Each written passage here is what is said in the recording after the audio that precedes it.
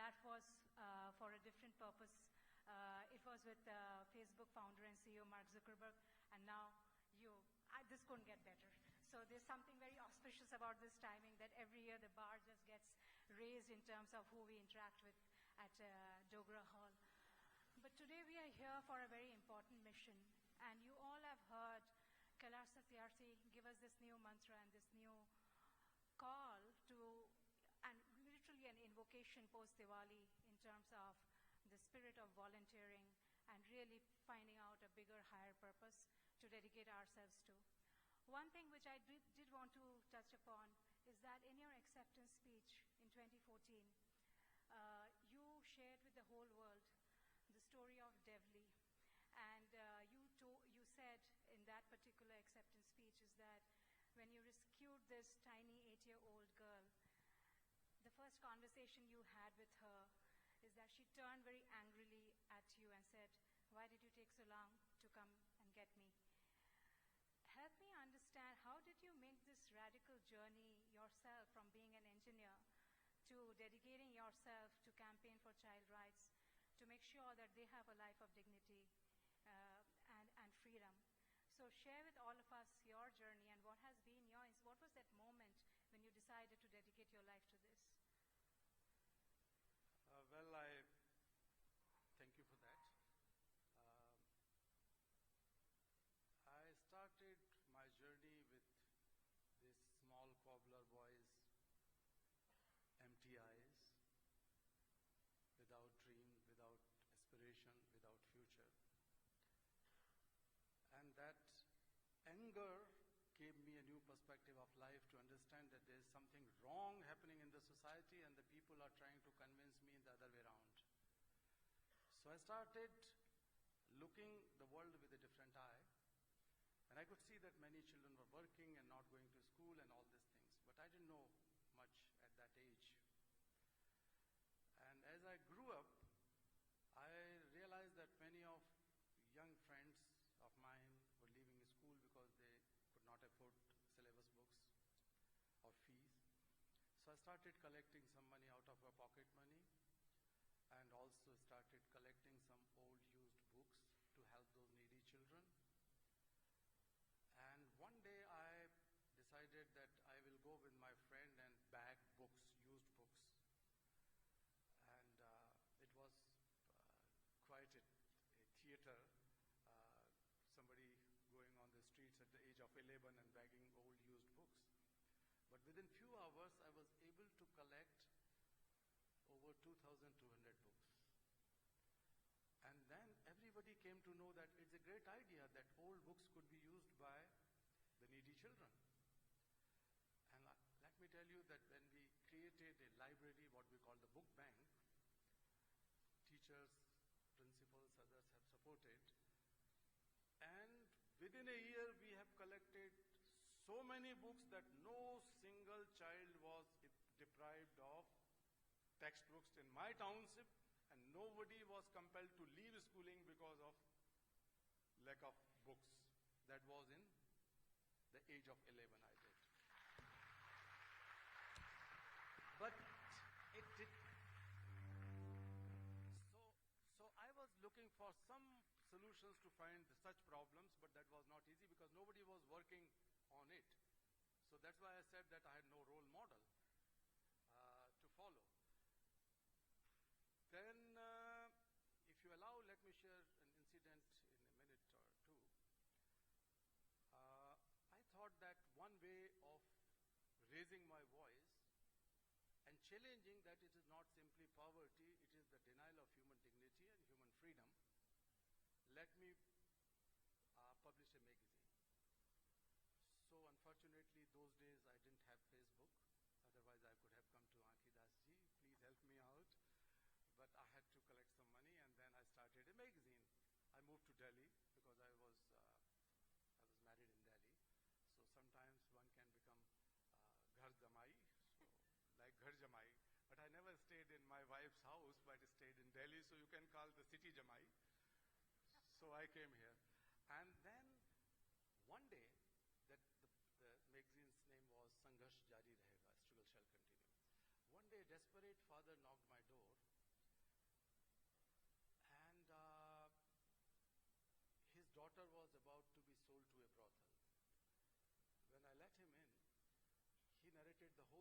17 years ago, he and his newly married wife and a few more families were lured away from his village that was in Aligarh district to work in Punjab near Sirhind. And for 17 years, they were not allowed to leave that place. All children were born and grew up there, including this 15-year-old girl, Sabo.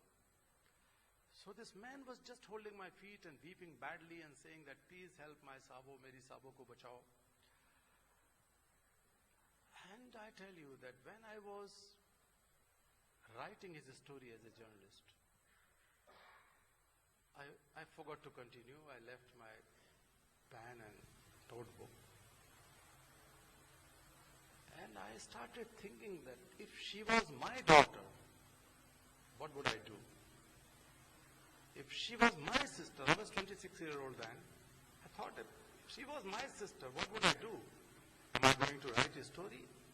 Am I going to wait to be published and somebody may read or listen to it from the government and that, perhaps? Or I will hold the whole world upside down. I do every possible thing and will never leave any stone unturned if she is my sister. I told Basel, I'm not going to write this story anymore. I'm going to go with you and rescue your daughter. He said, these people are criminal people, they will kill you. But the moment I thought that if she was my daughter, if she was my sister, what would I do? That was the spark of my life. That has made me a different Kailash Satyarthi. There were many occasions, there were many incidents, but this incident made me to act, not just to write or to speak. The words are important, but deeds are a million times much more powerful. So I decided to go with him. I collected some of my friends. I asked my wife to give her ornaments so that I can sell, or mortgage so that I can manage some logistics like hiring a truck or a car to go all the way to Chandigarh and to Sirhind. We went there. We were beaten up badly. Wasal Khan was caught and beaten up. I had to come empty hand. But I never felt that I'm empty heart. So I came with new ideas. Because I believe that when you are angry, then new idea is born. If you don't express your anger in hatred and violence and destruction, then new idea. So I preserve my anger, beaten up badly. A new idea came that I should go to some friends or lawyers and take some help. I didn't know how to, but a lawyer friend suggested that you can go to the court and we can jointly help in freeing them. We used that habeas corpus instrument. That time, India did not have any domestic child labor law. We used habeas corpus. The High Court was kind enough in Delhi, and within few days, not only Sabo and Wasal Khan, but 36 children, women, and men were freed with the help of judiciary. 36. And the moment of truth, another moment for me was that when I was bringing them from the High Court to my office it was near Mandi House. It was a balcony which somebody has kindly offered me to run the office. I was bringing them and these boys and girls were jumping on the streets near India Gate. They have never seen or imagined, they could not comprehend these big roads and the cars were honking and the children were jumping like monkeys, or the frogs when you open a basket where they were kept for many, many years. And looking at that, it was a real realization of emancipation, of freedom. We all talk of Bhagat Singh, we all talk of Subhash Chandra Bose and Mahatma Gandhi, we all talk of Jawaharlal Nehru and all those great leaders. But I've realized that, I'm one of them because I'm freeing them. I'm bringing real freedom to my nation, to my people, through these children. and that was the realization of freedom for me, and I never looked back, and since then my colleagues and I have freed over 85,000 sabos.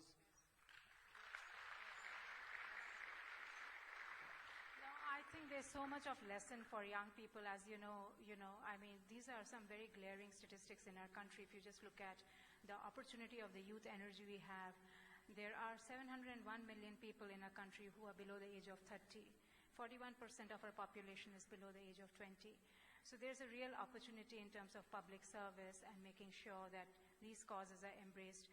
The story which you told us is so inspiring because it really brings to life the Gandhian philosophy of find a purpose, means will follow. Yeah. So I wanted to ask something else related to a few comments which you made earlier today, where you talked about 168 million children are still under various forms of child labor. 5.5 million children are slaves, essentially, because they are bonded labor. What do you think is the data is in India, and is there an accurate data source? And I ask that because we're sitting in the IIT, and this is the mecca of engineering, and data science is so evolved now. I'm just thinking, what are the kind of mechanisms which from the student community over here, using computer science, data science, is there anything which can be done to authenticate or even figure out what could be right data sources in terms of estimating how big the problem is in India? Well, in India, unfortunately, the data varies from 4.3 million to almost 40 million. So 4.3 million is the government data, that 4.3 million children are working as child laborers in India. But according to non-governmental statistics, it is almost 10 times more. And there has never been a scientific study in India. There has never been a day-to-day survey about child laborers. So we solely depend on the demographic data that comes every 10 years. So there are a lot of discrepancies, and we cannot say that these are scientific data. So all the data is based on some sample surveys or some experiences, whether they are governmental data or non-governmental.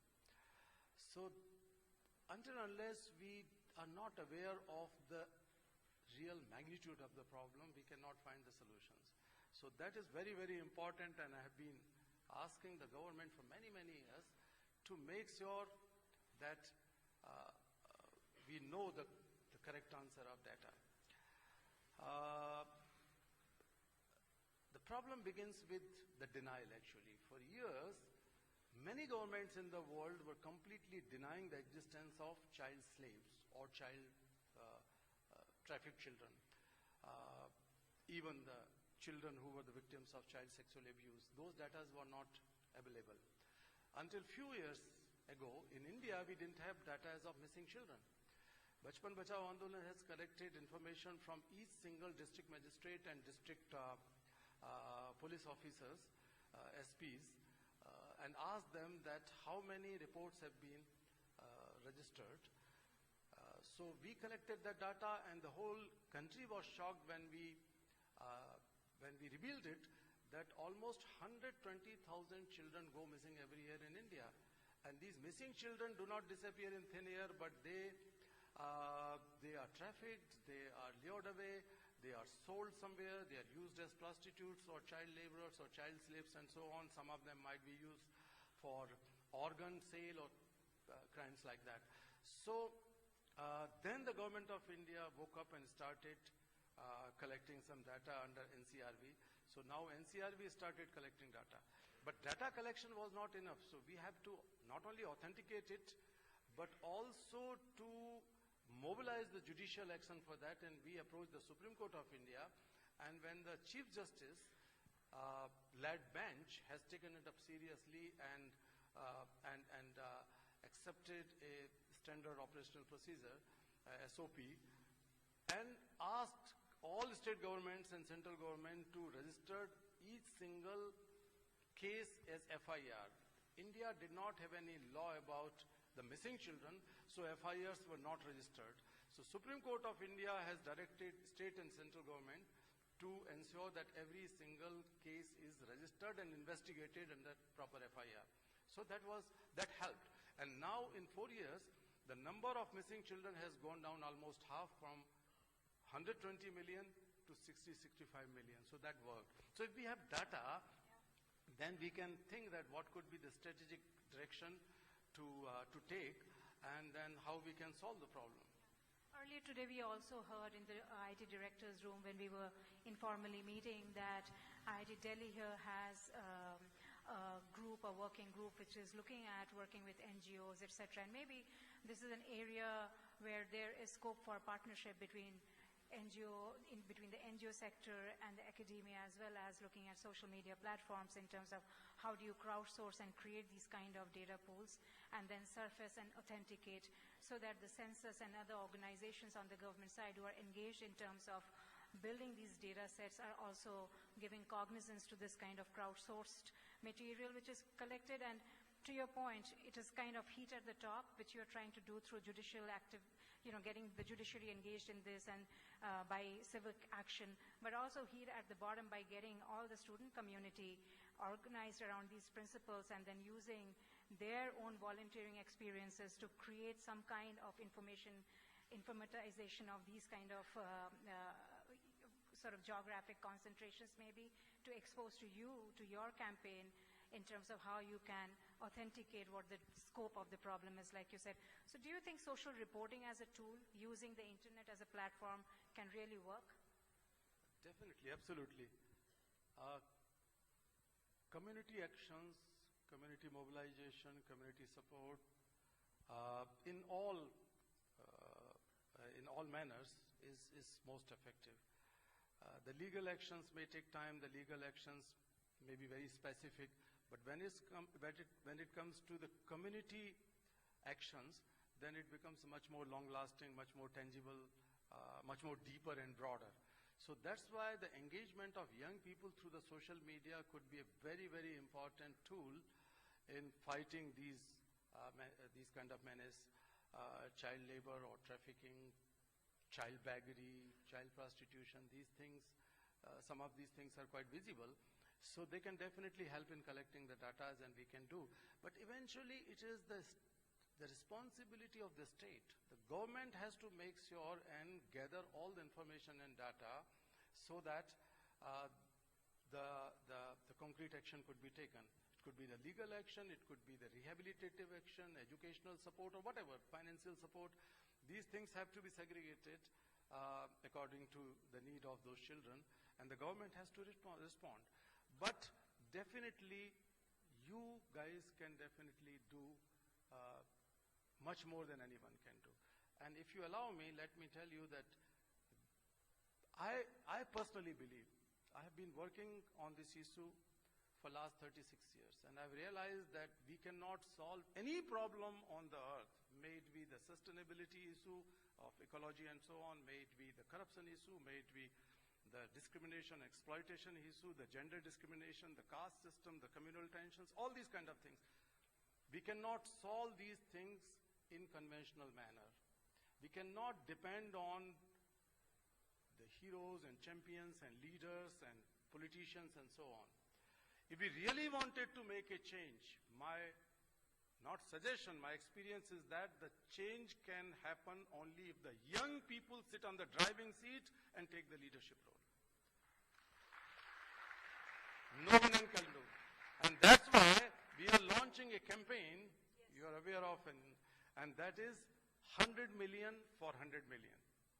It's an ambitious idea, but that is going to create a different culture of youth mobilization and youth power. 100 million young people in the world are deprived of their education, health, childhood, everything. On the other hand, 100 million young people like you are full of energy and enthusiasm, but there is a strong element of idealism inside most of you. There is a strong hunger in most of you, wanted to do something good for the society, for your family, for your country, and wanted to prove yourself that you do exist in the world other than your marking and your career making. You wanted to do something. So those 100 million young people in schools, colleges, universities become the champions and change makers and voices for those 100 million left out children in the world. 100 million for 100 million. Do you agree with this idea? Okay. So on that note, we are going to go to the young people and take questions from them directly for you. So I am going to ask you to the gentleman there, please identify your name and then your question. Hello, my name is Sankalan Pal Chaudhary. Question is that you talked about the child beggary and all those things. So staying in my place or as students, we see these children begging in marketplaces, footpaths and all these places. What can we do to help them? I mean, apart from giving them a penny or more, what can we do to help them in a sustainable and more better way, in a higher level? Yeah. So the first help is that don't give them any money. Don't give them any alms. Don't give anything to them. If you give anything to those child beggars, then you promote that crime. Because most of them, or almost all of them, are victims of child trafficking. They were lured away from their native villages. Many of them have no idea where do they come from. They lost the whereabouts of themselves. Their parents are waiting for them. Some of them are brought from Bihar, but some of them are also brought from down south, and they could not even speak the local language in Delhi. So don't think that you are helping them. You are helping those mafias, those organized criminal gangs. Secondly, you can always call the Child Welfare Committee of your area. You can always call the Child Helpline, which is a very simple way of doing. Sometimes your calls are not heard. Sometimes you can call police, but it's not so easy that you call and just police come and help you. It does not happen, unfortunately, in our country so far. But don't lose patience. You may have to call a couple of times, 3-4 times, but you see the children working in some place or begging, then there is a strong law now. So the provisions of the Juvenile Justice Act has a strong measure to take, and that is under the category of children who in need of care and protection. So the children who are in need of care and protection would be held by the government agencies if they are informed. So please keep on informing them. That could be the sustainable help. We have a few more questions. So there. Good evening, sir. I am Atisha Jain. My question is that what is that one main characteristic you believe a leader should have? Very difficult question. Easy also. I think a good leader is the one who can make his subordinates and even the listeners and followers feel that they are leaders. If we are able to inculcate the leadership among our followers and friends and colleagues and people around us, only then you are a true leader, otherwise you are a dictator. Universal capacity building. Every person is a leader. That is what his mantra is. We've got another question there. Hello, my name is Siddesh. A lot of things have changed since you first started your work. So, is there something that you would wish to do differently in your journey? Actually, my wife is sitting here. Otherwise, I could have said that I would love to marry another girl.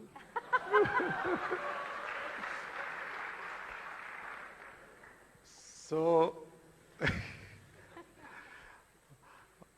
and as I mentioned, that if I am allowed to do differently, then I would heavily depend on social media, on you, Ankiji.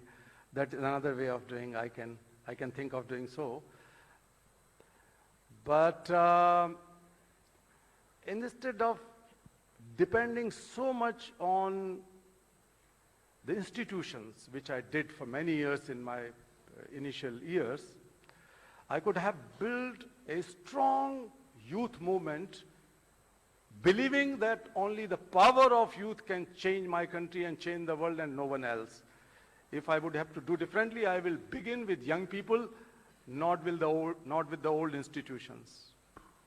That I will do. I think that's an enduring lesson, because even if you look at our freedom movement, most of the volunteers were very young people. So you're right, and in terms of challenging status quo, that's always the best channel to use, and particularly for organizing civic action. As they say, there's nothing stronger than the heart of a volunteer, right? And most of those are young people. We've got another question there and then there. Hello, sir. It's my privilege to ask something to you. I work for an NGO which works on education. My question is regarding education, child education. If you talk about education, primary education especially, the quality of teaching in government schools especially, that is relatively low as far as private schools is concerned. So what can be done what can we do as a worker of an NGO, and what can be done to improve the quality of education in government schools? Yeah. Actually, the world's children, especially in poor countries and poor communities, are facing threefold problems in education. Earlier there were four folds, but one is a little bit better, and that is accessibility. Now more children have access to education, but when it comes to quality, equity, then it's very, very difficult. So inclusion, equity, and quality are three bigger challenges now. And they can never be solved until unless there is an honest political will. And there can never be an honest political will until and unless there is a civic movement, social mobilization, demand from the masses. And a civic movement cannot be built without the power of youth. And that's why we need you for everything, including solving this problem. Think of a situation that if you find in a school in Delhi that the children are not taught well, quality is poor, and all the students of, or those who are sitting here in this hall, go one day to the chief minister or the education minister or whosoever is the top officer of education, and tell that, look, we have data, we have case history, we have clear analysis, and we have some suggestions to make. I can bet that no authority can say no to you once you decide that you wanted to bring about this. It will happen. So taking that theme forward, you tell us a little bit more in tangible terms, in one or two ways, the students here, young people here, can participate in this mega initiative which you are announcing in December, the Laureates and Leaders Summit.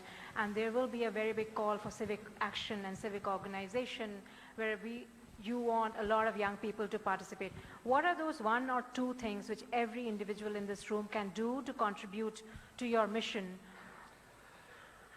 Well, we are launching, in fact, two things which I mentioned. One of that I mentioned before, in December, considering that the world lacks the moral power to solve its problems, including child slavery and the miseries of children, violence against children. So we are convening the first ever summit inviting Nobel laureates from all fields, different fields, to create a platform of moral power. And also some leaders from different sectors. So far 34 Nobel laureates, not only from peace but also from science and other things, they supported that idea to create such a platform for children. So we are convening this Laureates and Leaders Summit for Children on 10th and 11th of December in Rashtrapati Bhavan. And on 11th, this group will jointly launch human history's most ambitious and the largest ever campaign of 100 million for 100 million. And 100 million young people, as I said, becomes the leaders and champions for the cause of 100 million left out brothers and sisters of yours. So you can do some things. First of all, let me ask, do you feel that there's some fire in you which you feel that you wanted to make this world a better place? So slow. Engineers never speak so slow. I cannot hear. Louder, louder, louder. Don't say, sir, I am not a teacher. I told that I can say. You can say, yes, my friend. Yes. So do you consider me friend? Yes. Nobody has raised the hand. Everybody have a raised hand. Am I one of your friends? Yes. Then I'm going to take a selfie with you. But I'm asking, if you feel that there's something special in you that brought you here in this Institute of Excellence, IIT, then use that specialty to be one of those 100 million by way of working through social media. Facebook is definitely a great platform. And then there are other ways to do it. We are going to launch some apps. We are going to launch websites. We have already launched a website, 100 million for 100 million. You can sign up for that, in that, and see that just by way of pushing some of your buttons on your smartphones can help millions of left out children, because you can become the petitioners, you can become the volunteers, you can raise voice against injustices and atrocities and slavery of children and young people. You can demand simple things, like in India, as you pointed out, Ankiji, that we have almost 40% India's population below the age of 18. And what India spends on this 40% population? 4%. Our GDP for education, health and protection combined, only 4% for young people below the age of 18. If millions of young people like you just push some buttons and then a petition goes to the Prime Minister of India, to leader of opposition, to all political leaders, that no, this is unacceptable. We are 40% young people and we want that at least 10% should be allocated in the budgets for them, in the GDP. You can be. Do you want to do all these things? Yes. Do you want to be one of those 100 millions? Raise your hands. I said raise your hands, not hand. Hands. I have 2 hands. What about you? 100 million for? 100 million for? Great, great. Thank you, IIT, my friends. So, thank you so much for that session. I might have taken much time of yours. Thank you so much. I think in closing, I'll say only one thing. I'm reminded of this Buddhist saying, which says, every morning we are born again. What you do today is most important. Please join me in giving Kailash Satyarthi a standing ovation. Thank you so much.